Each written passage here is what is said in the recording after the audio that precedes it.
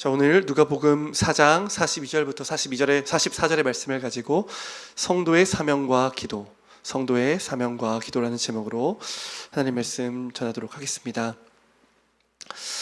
오늘은 사명에 대한 이야기를 좀 하려고 합니다. 사명은 말 그대로 그 뜻대로 불일사의 목숨 명이에요. 중요한 거업이 있다는 것이고 맡겨진 임무가 있다는 것입니다. 세상 사람들은 우연을 믿기 때문에 내가 우연히 이 땅에 왔다고 생각하고 아무 목적과 이유도 없이 그저 잘 살고 잘 죽으면 된다고 하는, 또 불교에서는 유은혜 사상을 믿어서 환생한다고 하는 그런 사상을 가지고 있지만, 사람들은 우연을 믿기 때문에 특별한 사명 같은 것은 생각하지 않고 살아갑니다. 그리스도인들은 사명이 있습니다. 우리를 이 땅에 보내신 하나님을 믿는 사람들이고, 우리가 이 땅에 보내진 이유가 있음을 믿는 사람들이고, 이 시대 또 이 상황, 우리가 처한 이 자리가 우연으로 있는 것이 아니라 하나님께서 우리를 보내셨다고 믿는 자리, 그리고 이 땅에서 의미 없이 우연히 세상 사람들처럼 사는 것이 아니라 하나님이 우리에게 보내신 사명과 이유와 목적을 발견하고 그 목적을 따라 살아가면서, 그리고 마지막에는 그 모든 일을 마치고 하나님 나라에 이뤄가는 부활의 소망을 가지고 이 땅을 살아가는 사람들이 성도입니다. 그런데 성도들 중에서도 사명을 따라 살지 않는 사람들이 있습니다.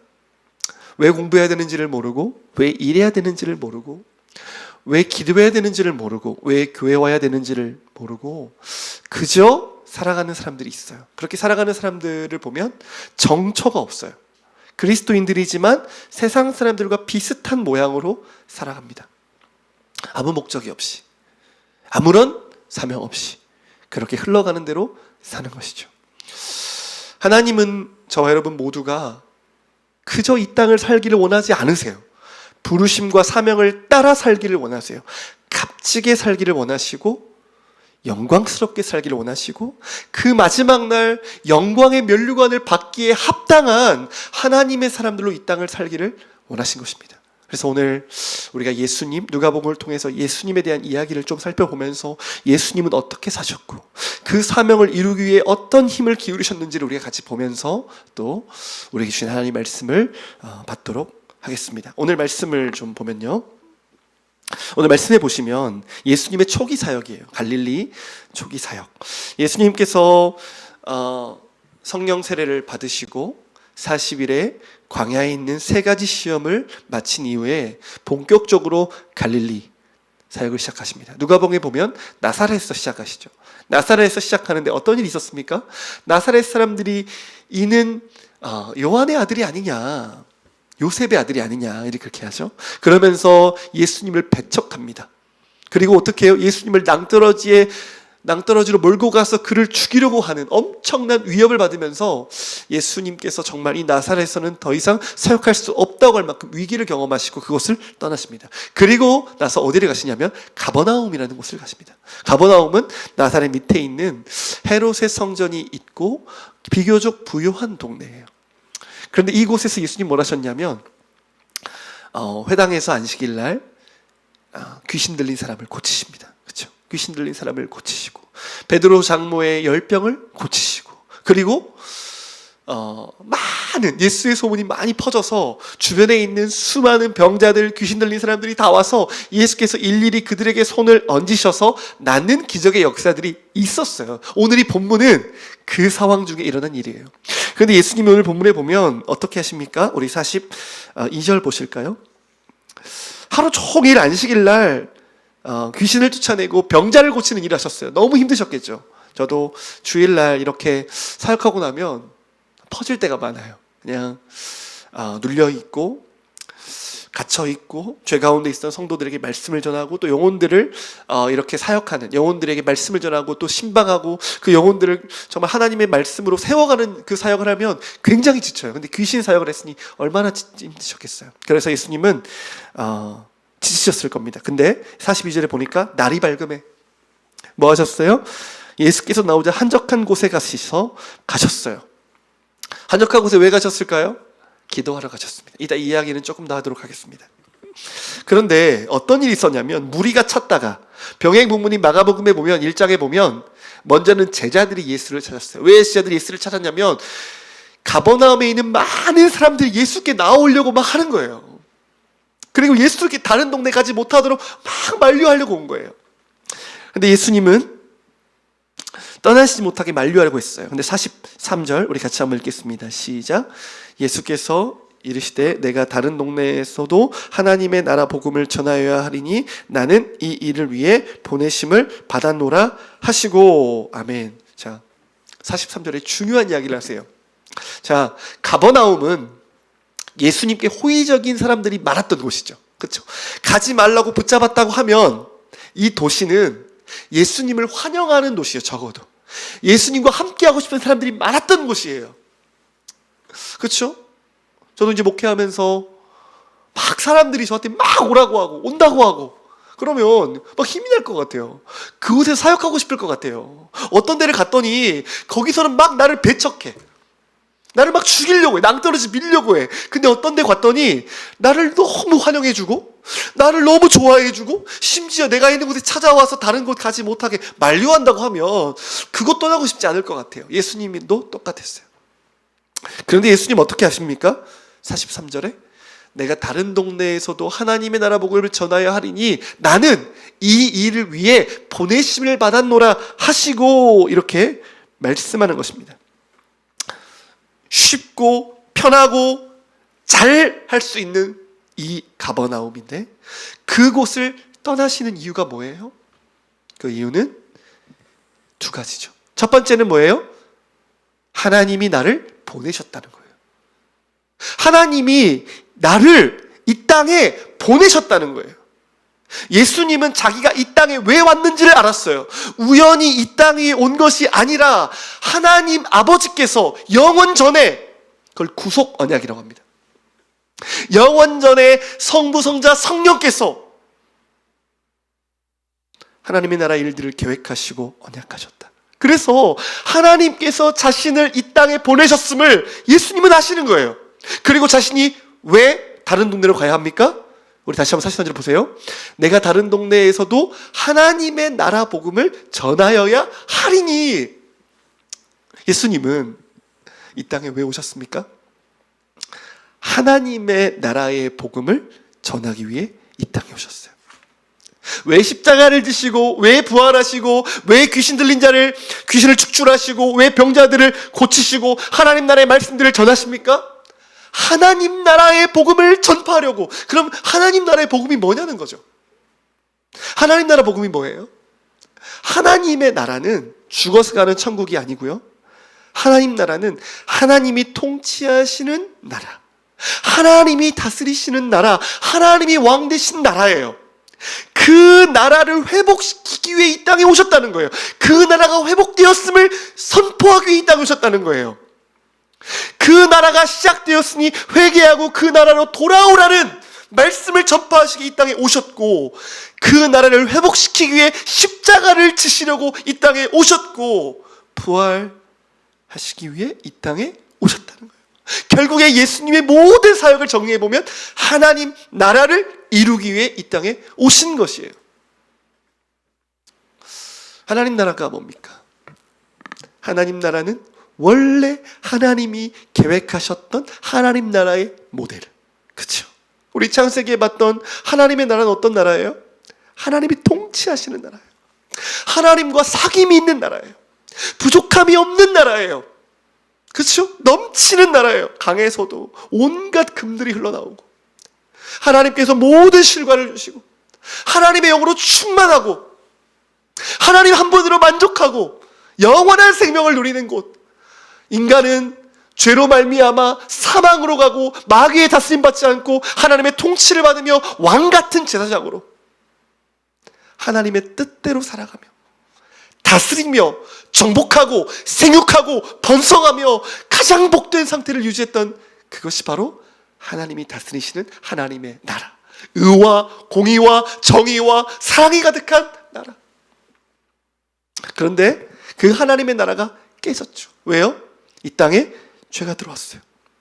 인간이 죄를 범함으로 하나님의 통치를 거부하고 마귀의 다스림 가운데 들어가 버린 거예요. 그래서 하나님의 나라가, 하나님의 통치가 깨어졌어요. 그래서 이 땅의 세상의 통치, 마귀의 통치, 죄의 통치, 온갖 어두움과 죽음이 이 땅에 도래한 것이에요. 그래서 이렇게 우리의 삶이 고달프죠. 가져도 만족하지 못하죠. 우울증과 온갖 질병으로 살아가죠. 하나님과 관계가 깨지니까 내가 왜 사는지를 모르고 종노릇하죠. 죄의 종노릇하고 매여 살고 짐을 지며 살고 어찌할 줄 몰라도 살고 아무리 많은 돈을 가지고 아무리 많은 명예를 가져도 이 세상의 고난과 문제에서 해석할 길이 없고 죽음 위에 무엇이 있는가를 알 수 없고 허무함을 극복할 수 없고 더러움을 극복할 수 없어요. 이 땅의 사람들은. 그러나 우리 주님 왜 오셨습니까? 깨어진 이 하나님의 나라를 회복하시고 하나님 나라를 선포하시고 하나님 나라로 우리를 부르시려고, 하나님의 통치를 받는 하나님의 백성 되게 하시려고, 영원한 생명을 주시려고 오늘 이 땅 가운데 오셨습니다. 예수님은 자신이 왜 이곳에 왔는지를 아셨어요. 두 번째, 그 일이 정확히 무엇인지를 아셨어요. 복음을 전하러 이 땅에 오셨는 줄 아시니까 정처할 수 없는 거예요. 사람들이 나를 환영하고 사람들이 나를 웰컴해주고 사람들이 나를 좋아해주고 이곳에 영원히 머무르고 왕되면 얼마나 좋겠어요. 그런데 예수님은 머무르지 않았어요. 또 가요.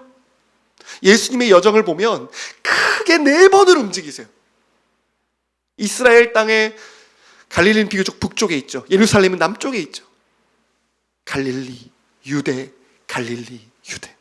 계속해서 움직이시면서 멈추지 아니하시고 예수님은 돌아다니시면서 사람들을 만나시고 사람들을 고치시고 핍박을 당하시고 쫓기기도 하시고 고치기도 하시면서 쉬지 않고 하나님이 맡기신 사명, 하나님이 이루시는 하나님 나라의 확장과 하나님 나라를 이루신 일에 자신의 전 인생을 걸어가시는 거예요.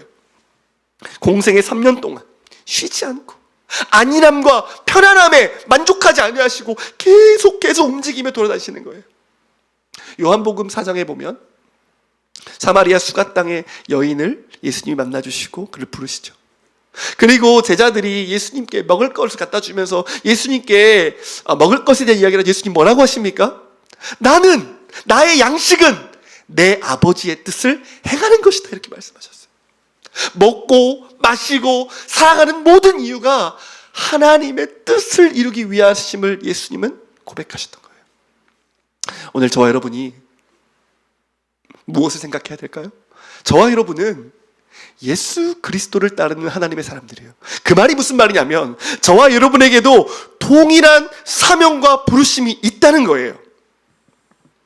동일한 사명과 부르심이 있다는 거예요. 우리 말씀 한 구절 같이 보겠습니다.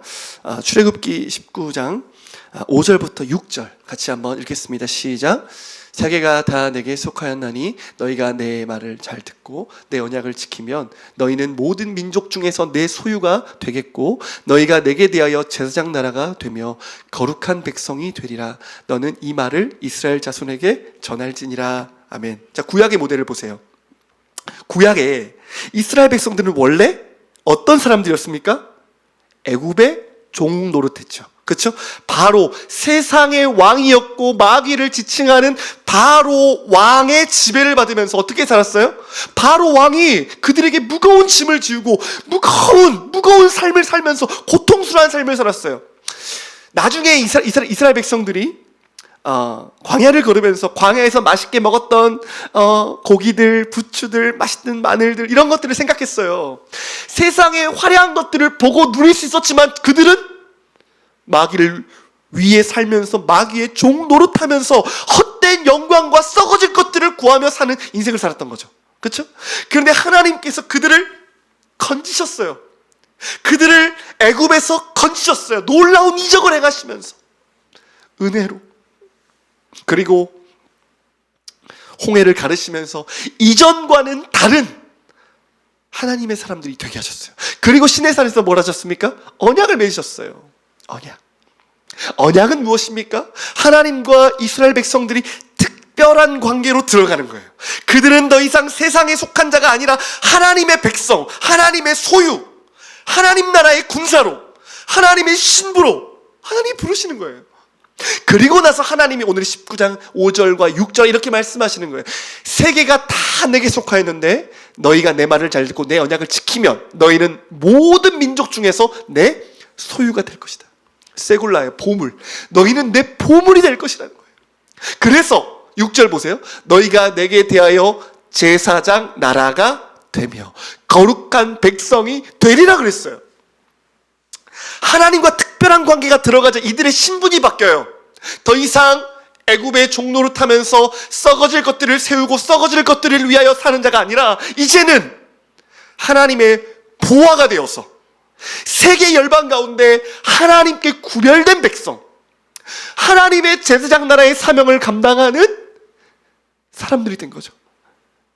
제사장 나라가 무엇이에요? 하나님과 하나님을 볼 수 없고 하나님을 알 수 없는 민족들에게 그들의 삶과 그들의 성품과 그들에게 가신 모든 것들을 비춰서 그들로 하나님께로 돌아오는 통로, 하나님께 나아올 수 있는 통로의 역할을 감당하는, 복의 근원의 역할을 감당하는 자들로 하나님이 그들을 부르신 거예요. 자, 구약에서도 하나님께서 그들에게 사명을 주셨어요. 언약 관계에 들어온다는 것, 하나님의 가족이 된다는 것, 하나님의 공동체가 된다는 것은 바로 사명과 함께 간다는 거예요. 놀라운 사명을 받았어요. 자, 구약 이스라엘 백성들만 그럴까요? 자, 베드로전서 2장 9절 우리 같이 한번 읽도록 하겠습니다. 시작.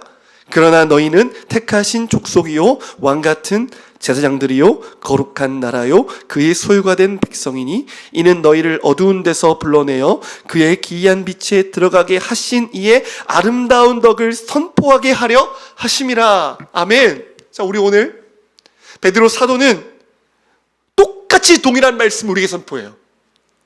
그러나 역접이에요. 우리의 인생이 완전히 뒤집어졌어요. 공의롭지 못하는 인생, 죄악을 향해 가려거든 인생, 하나님께 향하여 먼 인생, 심판받아 마땅한 인생, 소망이 없었던 인생, 모든 아름다운 지위를 잃어버렸던 인생. 그러나 우리가 어떻게 됐어요? 하나님의 택하신 족속이 된 거예요. 하나님의 선택하신 족속이 된 거예요. 그리고 왕같은 제사장들이 된 거예요. 왕이 뭐예요? 종로를 타는 사람들이 아니에요. 하나님의 뜻대로 세워가는 사람들, 하나님의 뜻대로 다스리는 사람들, 시키는 것을, 세상이 시키는 것들을 그대로 하는 사람들이 아니라 하나님의 뜻을 따라 다스리고 통치하며 하나님의 나라를 이루어가는 왕이 된 거예요. 제사장이 된 것이에요. 거룩한 나라가 된 것이에요. 거룩한 나라. 그의 소유가 된 백성이에요. 하나님이 우리에게 왜 이런 놀라운 일을 행하셨어요? 이는 너희를 어두운 데서 불러내어 그의 기이한 빛에 들어가게 하신 이의 아름다운 덕을 선포하게 하려 하심이라. 아멘이죠. 이게 복음이에요. 하나님이 우리에게 가신 기이하신 복음, 하나님 나라, 우리 가운데 나를 어떻게 건지셨는지 누가복음에 보니까 더러운 귀신 들린 자, 나병에 걸린 자들이 돌아가서 예수께서 나에게 어떻게 가셨는지를 전하게 돼요. 오늘 저와 여러분을 하나님이 건지신 이유가 뭐예요? 하나님의 나라를 전인격적으로 회복시키셔서 우리의 신분을 바뀌셔서 영원 가운데 속한 하나님의 일. 하나님의 일이 뭐예요? 하나님의 나라를 이 땅에 도래하고 하나님의 통치가 확장되고 하나님이 구원하시고 하나님이 영광 받으시는 그 놀라운 복음을 우리에게 맡기시고 오늘 그 복음 가운데 우리를 살도록 하신 거예요.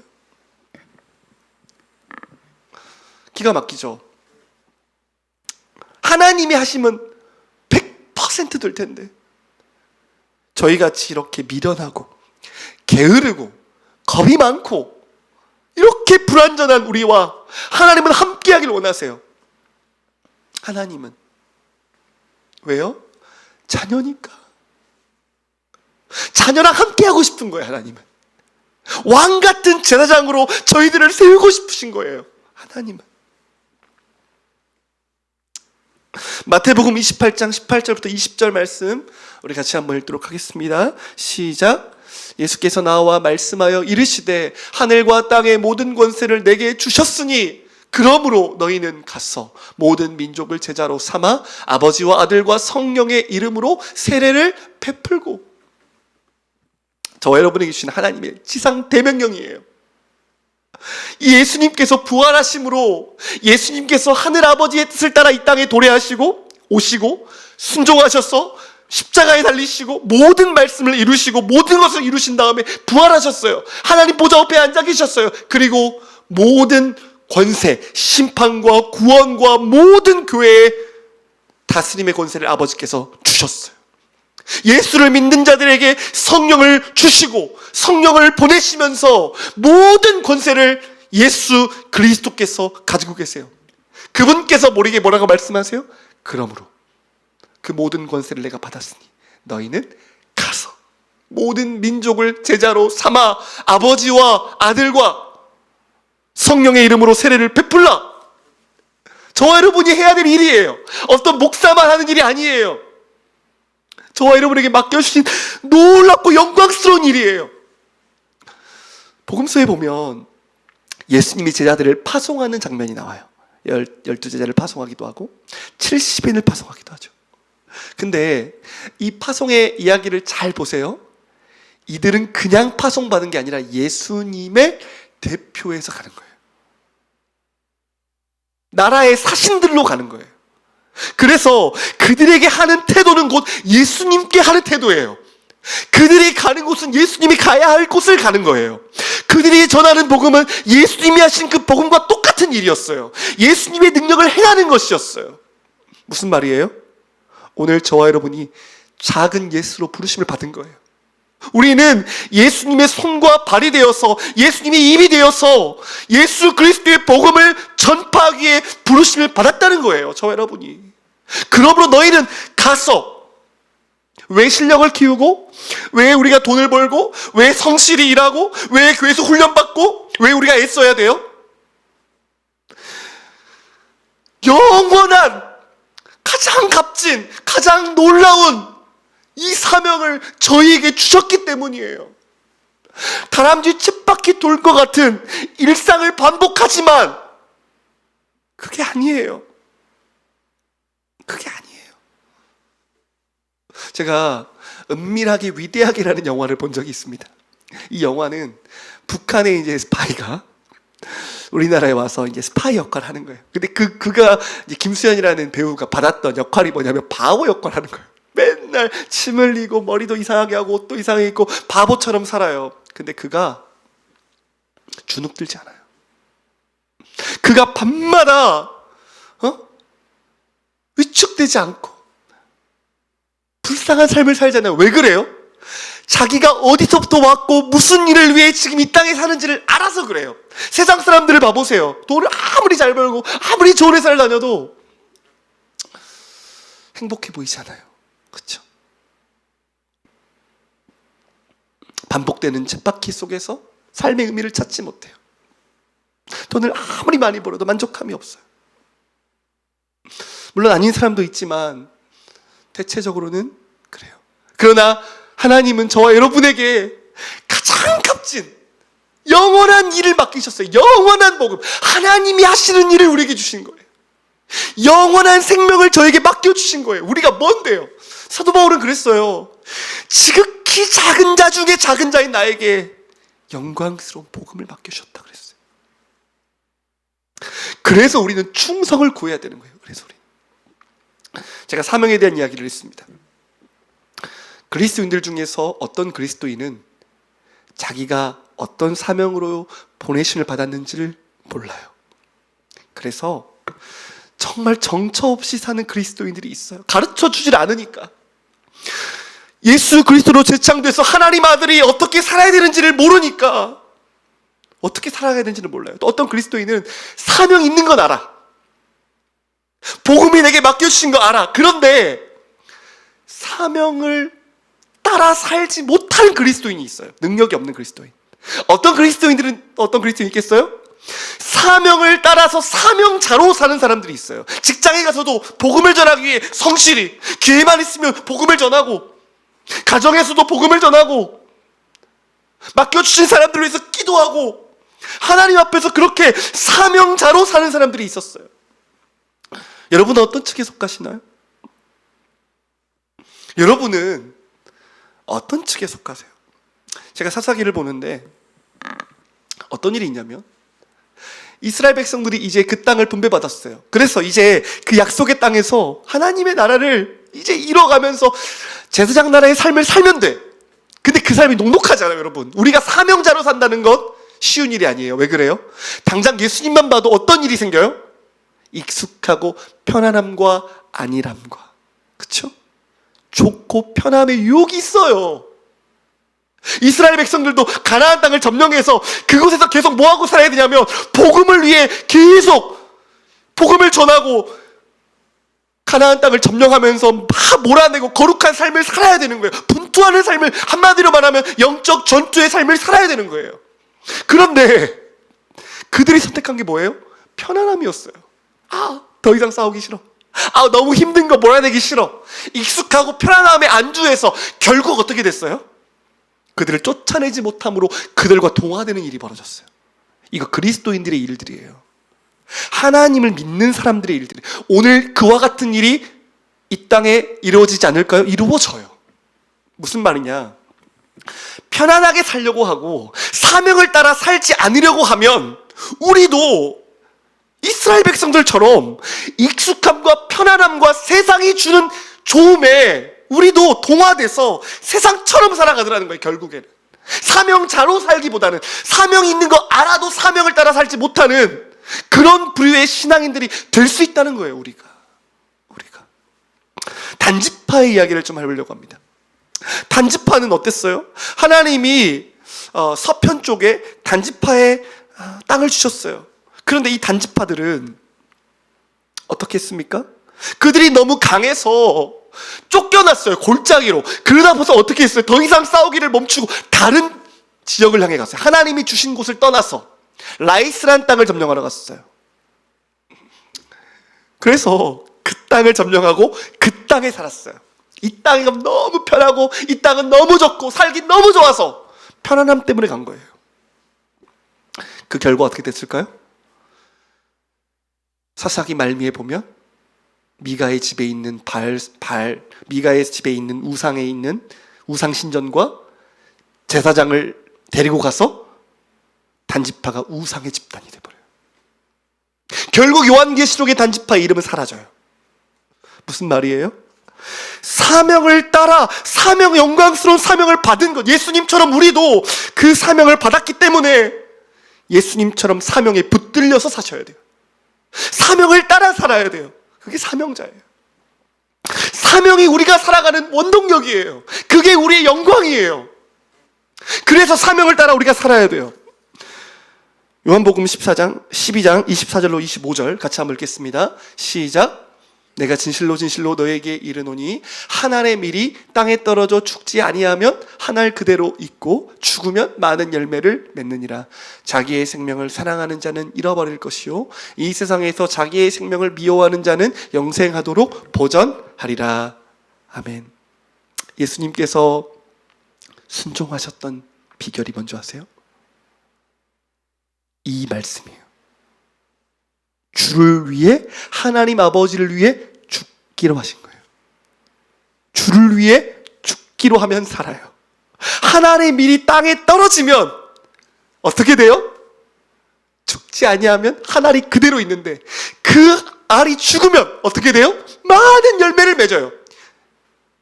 주를 위해, 그러면서 25절에 뭐예요? 자기의 생명을 사랑하는 자는 어떻게 된대요? 잃어버린대요. 예수가 아니라 이 땅에 편안함과 익숙함과 좋음을 따라, 롯이 그랬죠. 좋음을 향해 나아가는 사람들, 이 세상의 것들을 위해 살아가는 사람들, 주와 세상을 겸하여 살 수 있다는 착각을 하지만 결국에는 어떻게 돼요?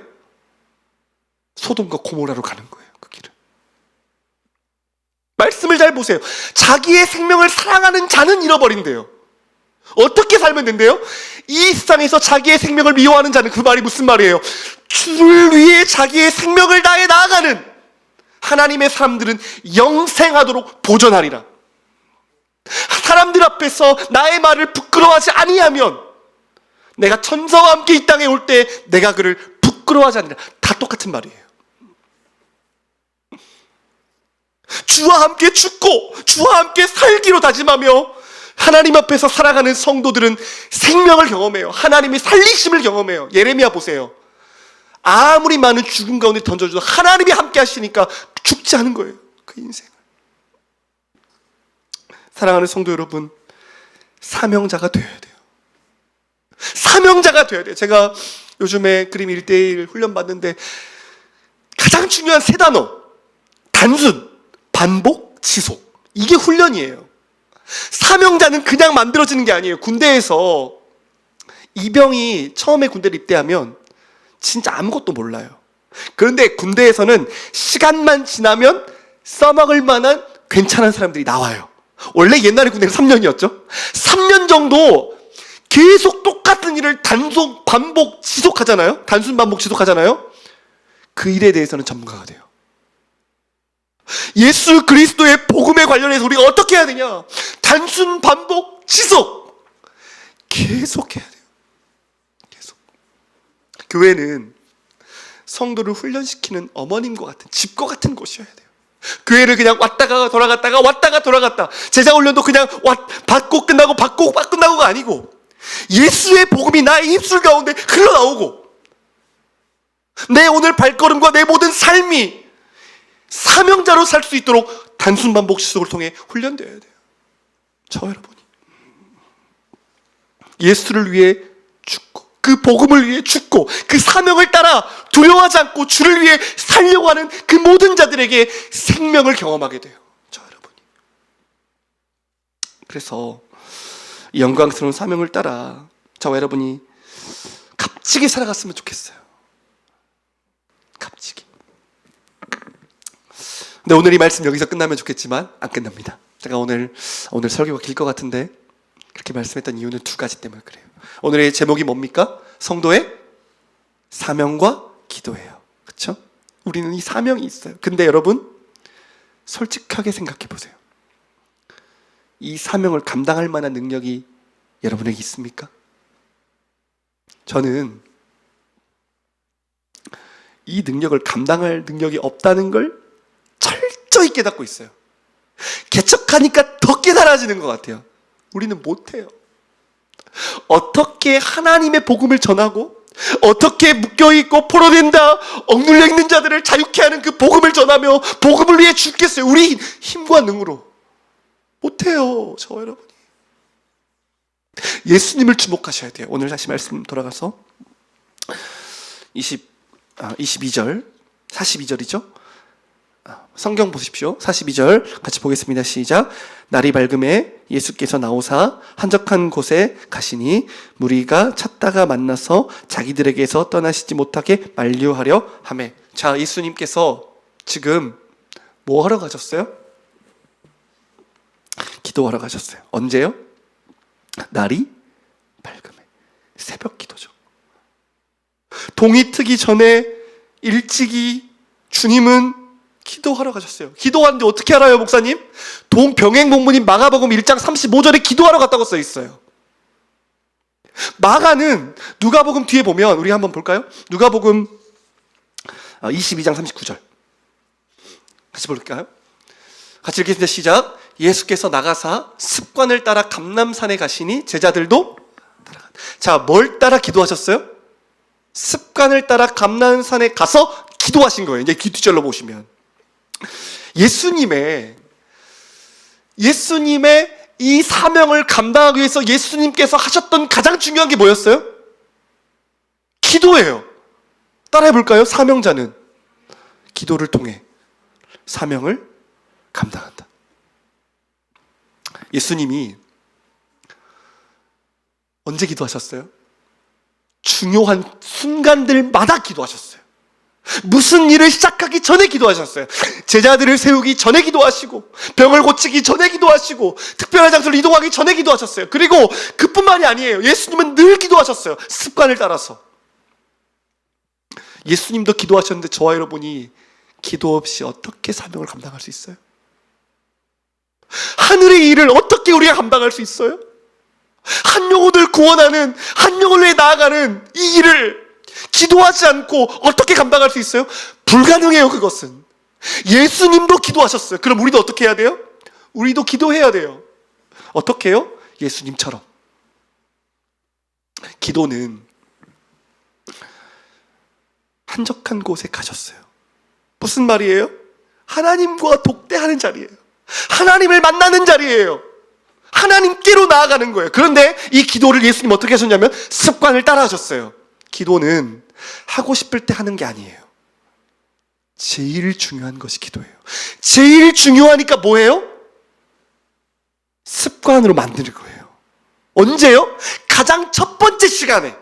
여러분, 이게 무슨 말인지 잘 보세요. 가장 중요한 걸 가장 첫 번째 한다는 건 무엇이에요? 내 인생에 이것보다 더 중요한 것이 없다고 하는 걸 처음에 하는 거예요. 예수님에게 기도는 가장 중요한 것이었어요. 겟세마네 동산에서 예수님의 기도를 보면 기도를 통해 모든 것이 결정됐어요. 기도를 통해. 마치 이 십자가의 싸움이 기도의 자리에서 결정되는 사람처럼 기도하셨어요. 무슨 말인지 알겠어요? 기도는 그냥 보험용으로 하는 게 아니라는 거예요. 기도가 뭡니까? 하나님께 간구하는 거잖아요. 하나님을 의지하는 것이잖아요. 그래서 기도는 능력이 나타나는 자리예요. 기도는 하나님의 역사가 일어나는 자리예요. 어떤 일이 있기 전에 기도가 있어야 한다는 것이 무슨 말이에요? 기도를 통해 하나님의 역사를 경험된다는 거예요. 그것은. 예수님은 중요를 그만큼 중요하게 여기셨어요. 습관을 따라 기도하셨어요. 오늘도 사람들이 자기를 향해 온다는 거 예수님이 하셨어요. 그러나 한적한 곳에 사람들을 멀리 하시고 오직 하나님께 나아갔다는 거예요. 저와 여러분이 기도에 목숨을 걸어야 돼요. 목숨을 걸어야 돼요. 기도의 습관을 들여야 돼요. 어떤 상황에도 기도해야 돼요. 다니엘 보세요. 하루에 3번씩 창문을 향해 손을 들고 무릎을 꿇고 기도했어요. 그런 기도의 자세들을 우리가 배워야 돼요. 예수님처럼. 저와 여러분이. 제가 요즘 한 좋아하는 목사님 교회, 한 교회를 보고 있는데 금요 기도회를 정말 오래 해요. 9시 시작해서 12시까지 한다고 해요. 12시까지. 근데 거기 보면 청소년들이 많이 있어요. 초등생 청소년들이 단위에 올라와서 기도를 하는데 제가 그 모습을 보면서 그 목사님이 했던 말이 이제 인상적이었어요. 이 아이들이 일주일에 한 번이지만 무릎을 꿇고 가장 중요한 이 금요일, 불금이라는 이 시간에 주님을 의지하며 간절히 기도하는 습관과 무릎이 된 이 아이들이 나이 먹어서도 안 하겠냐는 거예요. 기도를 물려줄 수 있는 사람들이 돼야 돼요. 기도는 머리로 하는 것이 아니에요. 기도는 습관을 따라 하는 것이에요. 공부도 엉덩이 간다고 하잖아요. 저와 여러분이 기도에 목숨을 걸어야 돼요. 예수님처럼. 그게 첫 번째예요. 왜 우리가 기도에 목숨 걸어야 될까요? 우리 말씀 같이 한 구절 보도록 하겠습니다. 우리 그 전에 하나만 더 볼까요?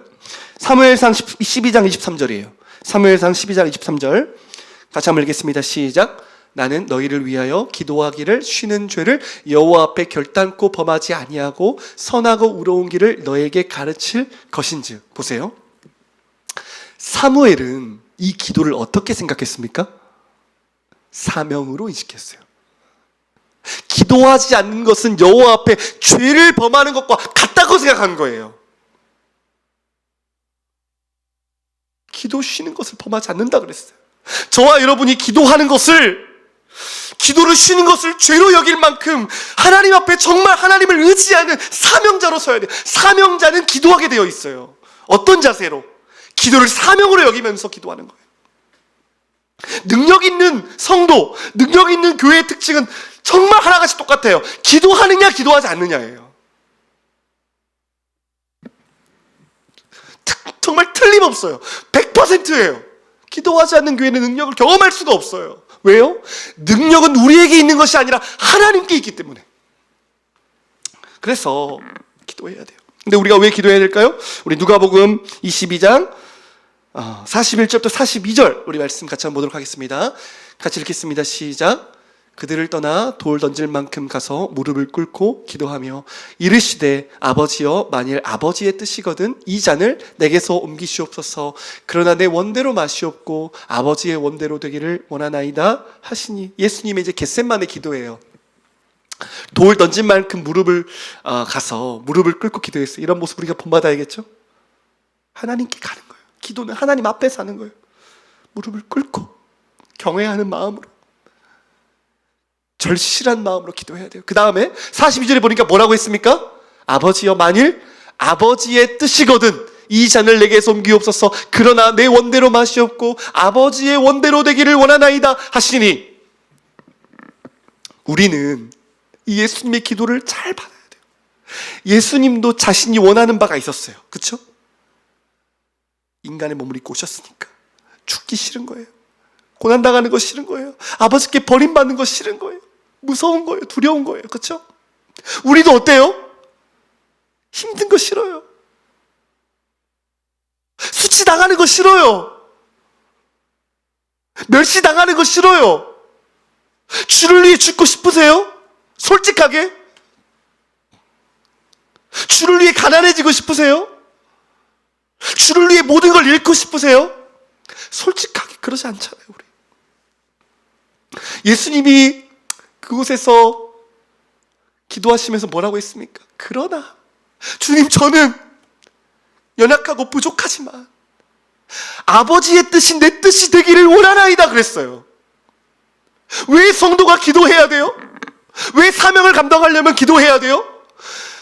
나를 부인하는 시간이 기도의 자리이기 때문에 그래요. 정욕대로 가고 싶고 육신대로 가고 싶고 세상을 따라가고 싶은 나를 부인하고 하나님의 뜻이 이루어지기 원합니다. 이 자리가 어디에서 결정돼요? 기도의 자리에서 결정되는 거예요. 그래서 기도하는 사람들이 바뀌는 거예요. 왜? 하나님의 뜻을 구하니까요. 주기도문에 보면 예수님, 제자들이 예수님께 우리에게도 기도를 가르쳐 주세요 그랬더니 예수님이 제자들에게 무슨 기도 가르쳐 줬어요? 너희는 먼저 그 나라와 그의 의를 구하라. 아버지의 이름과 아버지의 나라와 아버지의 뜻을 구하라. 무슨 말이에요 이 말이? 하나님의 뜻이, 하나님의 나라가, 하나님의 이름이 우선돼서 그 뜻으로 내 삶을 채워지는 기도의 자리가 있어야 한다는 거예요. 너희 원하는 것 구하는 이방인의 기도가 아니라 하나님이 원하시는 바를 구하고 하나님의 뜻을 구하고 말씀 앞에 엎드리고 말씀 앞에 울고 말씀 앞에 순종하는 자리가 기도의 자리라는 거예요. 기도는 깨어지는 자리예요. 기도는 나를 드러내는 자리가 아니에요. 기도하면 겸손해지게 되어 있어요. 기도하면 하나님의 뜻으로 채워지는 시간이 되는 거예요. 예수님도 그렇게 하셨어요. 예수님의 기도가 몇 번 안 나와요. 기도하는 시간은 많지만 내용이 나온 건 몇 번 안 돼요. 그러나 이 말씀 보세요. 내 원대로 마시옵고 아버지의 뜻대로 하십시오. 간절하게 천사가 도울 만큼 땀방울이 핏방울이 될 만큼 기도하셨어요. 저와 여러분이 그렇게 기도해야 돼요. 우리의 완악함, 우리의 게으름, 우리의 나태함, 우리의 음란함, 우리의 더러움 모두 십자가에 못 박는 시간이 기도의 자리예요. 그래야 변해요. 사람은 하나님의 뜻으로 교정되고 채워져야 돼요. 우리는 날마다 우리의 삶이. 누가복음 21장 34절에 36절도 같이 한번 읽겠습니다. 시작. 너희는 스스로 조심하라. 그렇지 아니하면 방탕함과 술취함과 생활의 염려로 마음이 둔하여지고 뜻밖의 그날이 덫과 같이 너희에게 임하리라. 이날은 온 지구상에 거하는 모든 사람에게 임하리라. 이러므로 너희는 장차 올 이 모든 일을 능히 피하고 인자 앞에 서도록 항상 기도하며 깨어있으라 하시니라. 아멘. 기도는 깨어있는 거예요. 기도한다는 건 무슨 말이에요? 기도한다는 말은 무슨 말이에요? 깨어있는다는 거예요. 조심하는 거예요. 기도하지 않는다는 말은 무슨 말이에요? 자고 있는 거예요. 기도하지 않는다는 말은 무슨 말이에요? 조심하지 않는 거예요. 조심하지 않고 깨어있지 않으면 어떻게 돼요? 방탕함이 찾아와요. 시간을 낭비해요. 게으른 종이 돼요. 술 취함과 뭐예요? 쾌락에 빠져요. 이 세상이 주는 쾌락에 자신의 인생을 낭비하고 허탄한 삶을 사는 거예요. 저도 그런 일이 너무나 잦아요.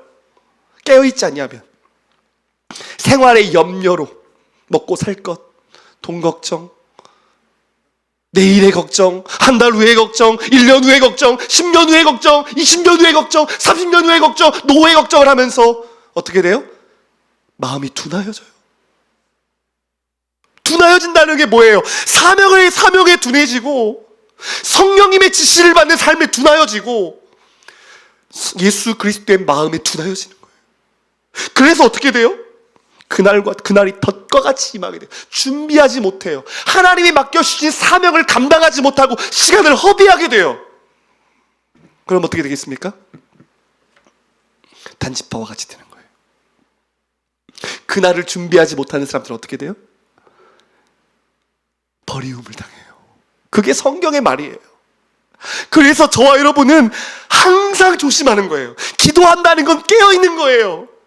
하나님의 뜻에 나를 맞추는 것이 기도이고, 두 번째는 기도는 깨어있는 거예요. 24시간 기도하셔야 돼요. 어떻게 해요? 그렇게 하시려고 했어야 돼요.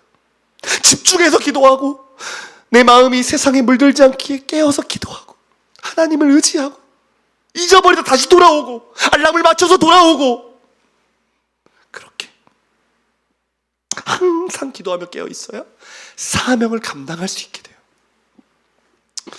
마지막이에요. 우리가 왜 기도해야 될까요? 누가복음 5장 17절입니다. 같이 읽겠습니다. 시작.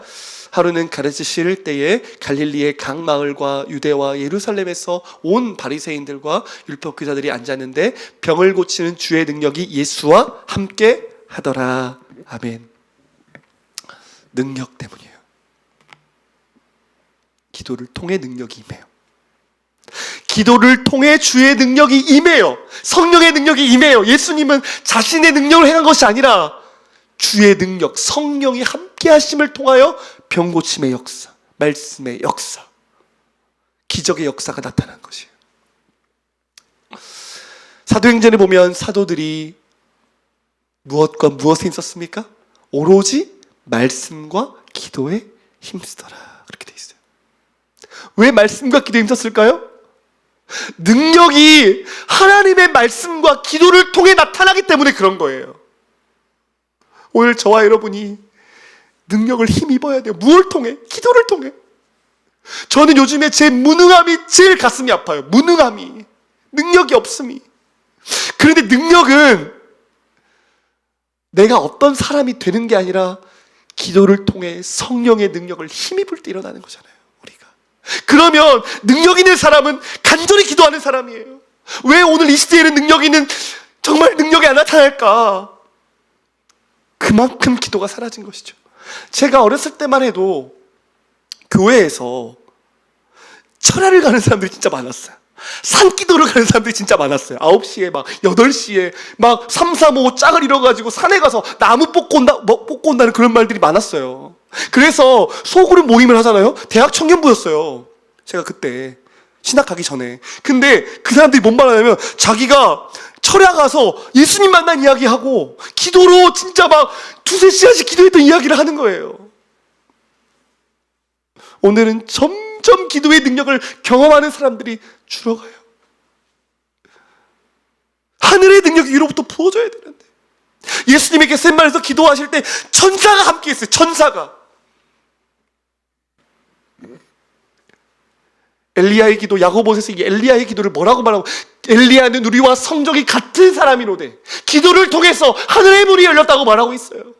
기도를 통해서. 어느 역사 가운데 기도 없이 어떤 역사가 나타났어요? 단 한 번도 없어요. 모든 자리에 기도의 능력이 있었던 거예요. 기도의 자리가. 저와 여러분이 기도에 능력이 없는 이유는 기도하지 않아서요. 반대로 말하면 뭐예요? 기도하면 능력이 나타난다는. 기도하면. 저는 기도는 수없이 반복해야 된다고 생각해요. 수없이. 원래는 제가 개척하면서 금요 기도를 하려고 했어요. 왜요? 기도가 진짜 중요해서요. 성도들이 가정에서도 집에서도 정말 뜨겁게 기도해야 되는데 기도를 배워야 한다고 생각을 했어요. 지금은 이제 아침마다 저희가 새벽 예배를 월요일부터 토요일까지 하고 있지만 정말 기도 없이는 교회가 살아날 수가 없어요. 정말. 어저께 한 성도님이 제게 전화를 주셔서 릴레이 기도를 하겠다고 하시더라고요. 온 가족들이 모여서 릴레이 기도를 하겠다. 저는 이제 새벽에 하니까 뭐 자기들은 점심에 저녁에 이런 식으로 계속 아침 새벽부터 하루에 3번씩 릴레이 기도를 하겠다고 하는데 제가 감사했습니다. 오늘 말씀 준비하는데 저도 하루에 3번 기도하겠습니다. 주님, 무릎 꿇고 기도하겠습니다. 깨어있겠습니다. 조심하겠습니다. 정신을 차리고 하나님의 뜻을 위해서 기도하겠습니다. 나이 먹어서 몸은 쇠하지만 우리가 주님 앞에 갈 때까지 할 수 있는 거, 그게 기도예요. 기도. 사무엘처럼 기도해야 돼. 우리가 비록 개척해서 할 수 있는 게 많지 않지만 기도하는 그 일, 영혼들 붙잡고 죽어가는 영혼들 위해서 기도하고, 복음을 위해서 기도하고, 예수 닮아가게 해달라고 기도하고, 복음의 능력을 위해 연습하고 준비하고, 지금 우리가 그럴 때인 것 같아요. 저와 여러분이 정말 하나님께 사명자로 서기를 원하고 그 사명을 감당하는 기도의 사람들로 하나님 앞에 서기를 원합니다. 오늘 이 말씀을 들으시고 결단하시고 그 영광스러운 사명 앞에 조금도 부족함이 없도록 하나님께 자신을 드리며 충성된 기도의 일꾼으로 또 사명을 따라 자신의 삶을 기꺼이 하나님께 드리는, 안일함을 쫓아가지 않는 저 여러분 되기를 주님의 이름으로 축복합니다.